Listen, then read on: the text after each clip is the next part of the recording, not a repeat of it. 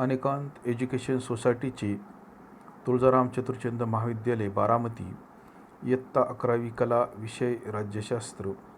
मी प्राध्यापक पठाण FA. विद्यार्थी मित्रांनो, सर्वांना गुड मॉर्निंग. प्रकरण 3 समता व न्याय हे प्रकरण आपण पाहत आहोत, अभ्यासत आहोत. या प्रकरणाचा अभ्यास करत असताना आपण आधीच्या तासाला भारताच्या संदर्भामध्ये समता अभ्यासलेली आहे. त्यानंतर भारतीय विचारवंतांच्या मते समतेचे काही पैलू आपण पाहत होतो. त्यामध्ये आपण महात्मा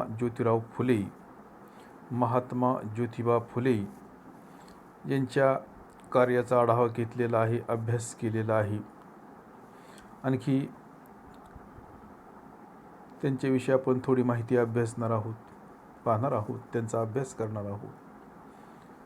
ते असे म्हणतात की विद्येविना मती गेली, मती विना नीती गेली, नीती विना गती गेली, गती विना वित्त गेले, वित्ता विना शूद्र खचले, इतके अनर्थ एका अविद्येने केले.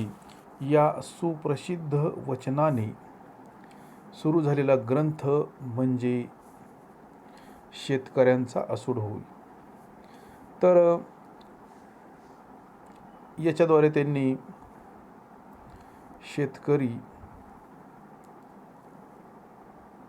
भारतीय शेतकरी किंवा भारतातील शेतकरी ज्यांच्याविषयी आपली भावना किंवा विचार हे व्यक्त केलेले आहेत. समाजातील शेतकरी हा सक्षम आणि सुदृढ असला पाहिजे. भारतातीलच नव्हे तर त्यांनी संपूर्ण जगातील समाज औद्योगिक क्रांतीच्या पायावर उभारी घेत असताना शेतकरी देखील बळकट झाला पाहिजे, हा विचार डोक्यात घेऊन ज्योतिरावांनी हा सुप्रसिद्ध ग्रंथ लिहिलेला आहे. म्हणजेच इतरांची ज्या पद्धतीने प्रगती होते, सुधारणा होते, तशाच पद्धतीने शेतकऱ्याचे जीवन सुद्धा बदलले पाहिजे. त्याच्या जीवनामध्ये सुद्धा आमूलाग्र अशा पद्धतीचा बदल झाला पाहिजे आणि हा विचार डोक्यामध्ये घेऊन हा ग्रंथ त्यांनी लिहिलेला आहे असं आपल्याला म्हणता येणार आहे. म्हणजे आज आपण पाहतो की आज भारतातील शेतकऱ्यांची अवस्था काय आहे. आपण असे म्हणतो की भारत हा शेतीप्रधान देश आहे.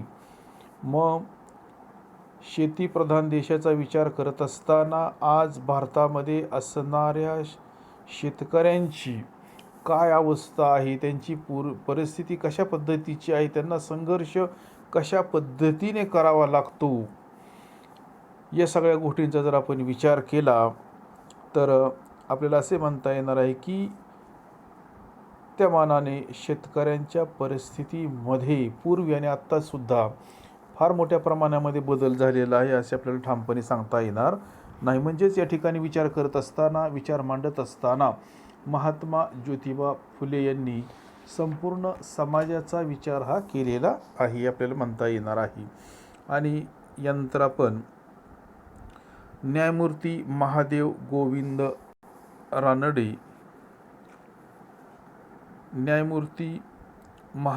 गोविंद रानडे यांच्या विचारांचा आपण थोडक्यामध्ये आढावा घेणार आहोत. एकदम संक्षिप्त स्वरूपामध्ये थोडक्यामध्ये त्यांनी जे काही कार्य केलेले आहे त्यांचा आपण आढावा घेणार आहोत. तर आपल्याला असे म्हणता येणार आहे की किंवा एकंदरीतच आपण आपल्या देशाचा विचार केला, भारताचा विचार केला तर भारताला थोर अशा समाज सुधारकांची किंवा विचारवंतांची परंपरा ही लाभलेली आहे. आणि या सर्व विचारवंतांनी किंवा समाज सुधारकांनी भारतामध्ये प्रबोधन घडवून आणले, भारतामध्ये प्रगतीही घडवून आणलेली आहे. भारतीय समाजामध्ये नवचैतन्य निर्माण करण्याचे काम हे केलेले आहे. मग या सगळ्या विचारवंतांचा विचार करत असताना याच्यामध्ये मग राजा राम मोहन रॉय असतील, आत्ताच आपण जे विचारवंत पाहिले, महात्मा ज्योतिबा फुले असतील, लोकमान्य टिळक असतील, त्याच्यानंतर महात्मा गांधी असतील, डॉक्टर बाबासाहेब आंबेडकर असतील, पंडित जवाहरलाल नेहरू असतील, या विचारवंतांच्या विचारांचे योगदान फार मोठे आहे की ज्याच्या माध्यमातून आपल्याला भारतीय समाजामध्ये परिवर्तन झालेले पाहावयास मिळते आणि त्यांनी जे काही काम केलेले आहे खरोखर आदर्श अशा पद्धतीचे आहे. मग न्यायमूर्ती महादेव गोविंद रानडे यांच्या कार्याचा आढावा घेत असताना न्यायमूर्ती महादेव गोविंद रानडे हे एक थोर समाज सुधारक, निस्सीम देशभक्त, धर्म सुधारक, श्रेष्ठ इतिहासकार, मार्मिक लेखक, उत्तम वक्ते, खंदे अर्थशास्त्रज्ञ म्हणून प्रसिद्ध होते. महाराष्ट्र देशाच्या थंड गोळ्याला कोणत्या पद्धतीने ऊब दिली असता तो पुन्हा सजीव होईल आणि हातपाय हलवू लागेल याचा एकसारखा रात्रंदिवस विचार करून अनेक दिशांनी, अनेक उपायांनी आणि अनेक पद्धतीने त्यास पुन्हा सजीव करण्याचे काम अंगावर घेऊन त्याकरिता जीवापाड मेहनत करणारे न्यायमूर्ती रानडे हे एक असामान्य व्यक्तिमत्व होते. राष्ट्रीय काँग्रेसच्या स्थापनेमध्ये रानडे यांचा मोठा वाटा होता. रानडे यांच्या कार्याचा आढावा घेत असताना आत्ताच आपण पाहिले की ते अभ्यासक व समाज सुधारक होते. भारतीय राष्ट्रीय काँग्रेसचे संस्थापक सदस्य आणि समाज सुधारक होते. त्याच पद्धतीने त्यांचे जे काही कार्य आहे आपल्याला माहिती आहे की भारतीय समाजाचा विचार करत असताना भारतीय समाजामध्ये ज्या काही रूढी होत्या, प्रथा होत्या, परंपरा होत्या, ज्या काही चालीरीती होत्या त्याच्या माध्यमातून समाजामध्ये विषमता निर्माण होत होती. समाजामध्ये विषमता निर्माण होत होती आणि त्यामुळे समाजातील वातावरण हे बिघडत होते आणि एकंदरीतच सर्व समाजसुधारकांचा जर आपण विचार केला तर त्यांनी त्यावेळची जी काय परिस्थिती आहे त्या परिस्थितीमध्ये बदल करण्याचा प्रयत्न केलेला आहे. मग आपण अभ्यासलेले होते की आधीचे विचारवंत जे पाहिले, मग बालविवाह असेल, विधवांचा पुनर्विवाह असेल, स्त्रियांचे हक्क असेल, या संबंधी त्यांचे जे कार्य आहे ते महान अशा पद्धतीचे होते. मग न्यायमूर्ती महादेव गोविंद रानडे यांच्या कार्याचा विचार करत असताना यांनी सुद्धा त्यावेळी ज्या काही प्रथा होत्या त्या प्रथा बदलण्यासाठी मोठे योगदान दिलेले आहे. बालविवाह असेल, विधवा पुनर्विवाह असेल किंवा स्त्रियांचे हक्क असतील, या संबंधी त्यांचे असणारे विचार, त्यांचे असणारे कार्य आदर्श अशा पद्धतीचे आहे. आपण यांचा थोडक्यामध्येच आढावा घेणार आहोत. त्यानंतर ताराबाई शिंदे यांच्या कार्याचा आढावा घेत असताना त्यांनी सुद्धा चांगल्या पद्धतीचे सामाजिक कार्य हे केलेले आहे. स्त्रीवादी सुधारक आहे. जाती व्यवस्थेच्या बंधनातून मुक्तता मिळवण्यासाठी आपल्याला माहिती आहे की भारतामध्ये जाती व्यवस्था आहे, अनेक वर्ण वर्ग आहेत, जाती आहेत, पोटजाती आहेत, वेगवेगळ्या जमाती आहेत, वेगवेगळ्या भाषा बोलणारे लोक आहेत आणि या सगळ्यांचा विचार करत असताना सामाजिक समतेच्या आड जर कोणती गोष्ट येत असेल तर ती म्हणजे जाती व्यवस्था आहे. जातीच्या माध्यमातून सामाजिक विषमता निर्माण होण्यामध्ये अनेक प्रकारच्या अडचणी निर्माण होतात आणि याच्यावर सुद्धा यांनी भाष्य केलेले आहे. म्हणजेच जाती व्यवस्थेच्या बंधनातून मुक्तता मिळवण्यासाठी किंवा मुक्तता करण्यासाठी त्यांनी सुद्धा चांगल्या पद्धतीचे योगदान हे दिलेले आहे. यानंतर आपण महात्मा गांधी यांच्या कार्याचा आढावा घेणार आहोत. महात्मा गांधी यांच्या कार्याचा आढावा घेत असताना आपल्याला माहिती आहे की भारताला जे स्वातंत्र्य मिळाले, ब्रिटिशांची भारतावर 150 वर्ष सत्ता होती, भारतावर 150 वर्ष ब्रिटिशांचे राज्य होते आणि भारताला स्वातंत्र्य मिळवून देण्यामध्ये महात्मा गांधी यांचा सिंहाचा वाटा आहे हे आपल्याला नाकारता येणार नाही. आणि म्हणूनच महात्मा गांधीजींच्या कार्याचा आढावा घेत असताना त्यांनी जे काही भारताला स्वातंत्र्य मिळवून दिले ते सत्य असेल, अहिंसा असेल, सत्याग्रह असेल, या मार्गांचा त्यांनी अवलंब केलेला आहे आणि या मार्गांच्या माध्यमातून त्यांनी भारताला स्वातंत्र्य मिळवून देण्याचा प्रयत्न केलेला आहे, किंबहुना भारताला स्वातंत्र्य मिळवून दिलेले आहे. या मार्गांचा त्यांनी वापर केला आणि त्याच्या माध्यमातून 15 ऑगस्ट 1947 रोजी भारत देश हा स्वतंत्र झालेला आहे आणि ब्रिटिशांची असणारी सत्ता ही संपुष्टात आलेली आहे. या समाजसुधारकाचे किंवा या विचारवंताचे म्हणजेच महात्मा गांधीजींच्या कार्याचा आढावा घेत असताना अहिंसा म्हणजे अपार प्रेम व ते व्यक्त होण्याचे साधन म्हणजे जनसेवा होय. जनसेवेचे परिस्थिती प्राप्त स्वरूप म्हणजे राजकारण होय. अखिल मानवजातीशी ऐक्य साधल्याशिवाय मी आध्यात्मिक जीवन जगू शकत नाही असे दिसून आल्यामुळेच मला राजकारणात भाग घ्यावा लागत आहे, अशा पद्धतीचे उद्गार महात्मा गांधी यांनी काढलेले आहे. सत्याग्रहीविषयी विचार करत असताना किंवा आपले विचार मांडत असताना सत्याग्रह हा अहिंसात्मक पद्धतीने युद्ध करण्याचा एक मार्ग आहे, अशा पद्धतीचे विचार महात्मा गांधी यांनी व्यक्त केलेले आहे. सत्याग्रह या शब्दाचा अर्थच मुळात सत्याचा आग्रह असा आहे. सत्याग्रह या शब्दाचा अर्थच मुळात सत्याचा आग्रह धरणे असा आहे आणि सत्याग्रहाद्वारे दुसऱ्याचे हृदय परिवर्तन घडवून आणणे म्हणजे सत्याग्रह होय.